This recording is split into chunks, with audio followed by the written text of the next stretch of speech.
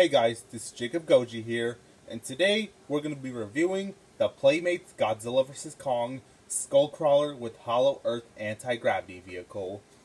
So, this is my first Skullcrawler figure I got, and then I got this guy at Walmart for like $10 with the Godzilla with radio tower as well. So let's take a look at the packaging. So right here, it shows the picture of Godzilla and Kong and the banner, Godzilla vs. Kong. And right here it says Skullcrawler with HEAV, Battle Damage Reveal, Toho Legendary Playmates. So here's the front of the box, here's the side of the box, here's the other side, and here's the back. So right here it says, it just shows the picture of the figure, and right here it says, the most dangerous super species on Skull Island, the Fiercesaurus Skullcrawler attacks with razor-sharp claws and a whiplash tail to dominate opponents in battle. And then right here, it says, Hollow Earth Anti-Gravity Vehicle. And then down here, it just shows the ones you can get. So we have Kong with Fighter Jet, Warbat, Godzilla with Heat Ray, Kong with Battle Axe, and Godzilla Radio Tower. So we do have all. I do have all of them, but we still need Warbat and Kong with Fighter Jets to come out. And then on the bottom of the box, it just shows the assembly, so you can attach the tail, and yep, just like the Godzilla figure. All right, now let's get this guy out of the box. Now that we have him out of the box, let's take a look at his detail. So the overall sculpt of this figure is actually really good. Like, especially like the face. Like, look at how much better the proportions are, unlike the Lantern figure. Yep. I mean, if you look at the Lantern figure, it's basically, the Skullcrawler is basically just standing up. But in the other hand, this figure is pretty much has a better sculpt. And for paint job, however, now I just don't like the paint job on the eyes because I feel like the pupils are a little looking too forward. Like, the paint job is a little too off though. But I mean it's fine though. And then here we have the tongue. The tongue is like painted like a pinkish red color, but one problem is that the teeth aren't painted. And then right here we do have some light gray paint over here, and it looks pretty good. So this guy's mostly painted like a brownish gray color. And then here we have the red back. So the paint job on his back looks pretty good. Now, if you don't know why he has a red back, here's the thing. You remember what the Skullcrawlers look like in Kong Skull Island? Well, I mean, I think they might have changed the design of the Skullcrawler, because I mean, if you compare it to the other versions of the Skullcrawler, the ones from Kong Skull Island, the Skullcrawlers that were in Kong Skull Island are pretty much different. But this Skullcrawler is the one from Godzilla vs. Kong. So I believe this could be like the last Skullcrawler living on the planet, I guess.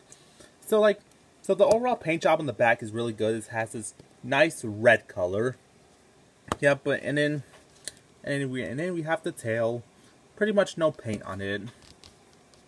Now the overall sculpt is actually really good, and I would say the paint job is pretty decent. Like, I kind of wish they painted the claws and pretty much the teeth.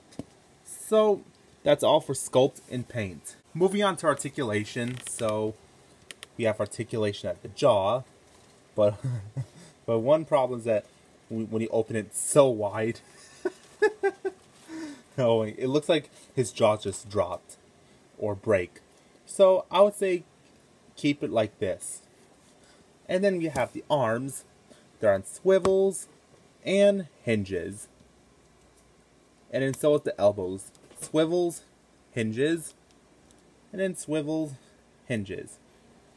And then the neck just moves a little bit, but you can't move it that much. And then the tail is on a swivel, but it's kind of on a ball joint as well. So the overall articulation on the Skullcrawler is actually really good. Yeah, so, and I'm actually impressed with the way how they made the articulation on the Kong and the Skullcrawler. Like, we do have like 1, 2, 3, 4, 5, 6, 7. 7 points of articulation. That's not as much as Kong, but I mean, I know. But it still has, I mean, I know he only has like 2 legs, but I mean, it's fine though. So, that's all for articulation. Now we're going to take a look at his accessories. So the first accessory we have is, of course, his battle damage piece. Now the battle damage piece is just like the other figures. It's made of like the soft rubber plastic. And right here, his battle damage is located in the back. Yeah, and you can see all that flesh and gore. And you can even feel the bones as well.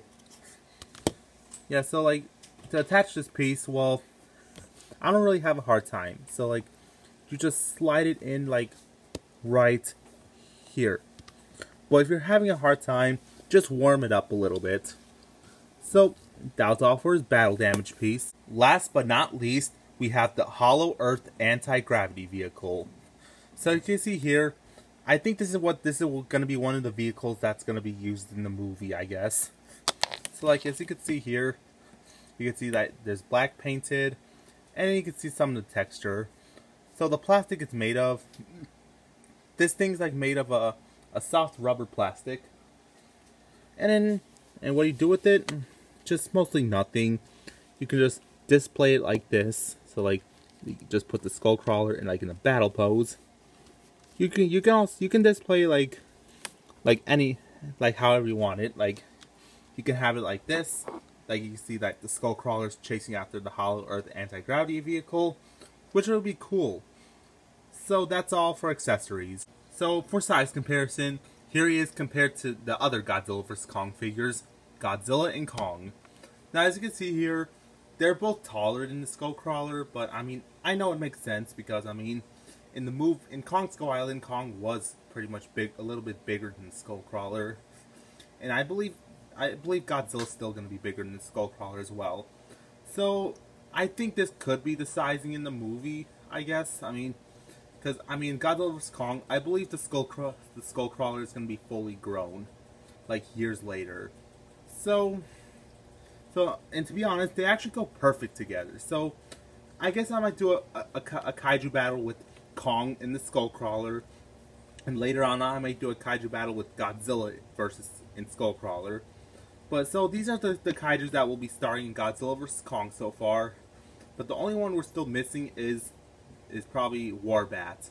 Yeah, Warbat is the only one we're still missing. But, I mean, I know he hasn't come out yet. So, that's all for size comparison. So, overall, my thoughts on this figure. I think this figure is actually really good. This is definitely, like, the best figure in the Playmates Godzilla vs. Kong line so far. And overall, the entire line is actually solid. Like, for example, I think the Skullcrawler would have to be the best figure in the line. And I think Giant Godzilla will have to be the second best, and I will have the Kong with Battle Axe be like maybe the third best. So overall this is a really good figure, and I recommend you guys pick this up at Walmart for like $10 along with the other figures, or you can find the Giant Godzilla and Giant Kong for $20. So yeah, guys, hope you enjoyed this review. Please remember to like, comment, subscribe, and I'll see you next time.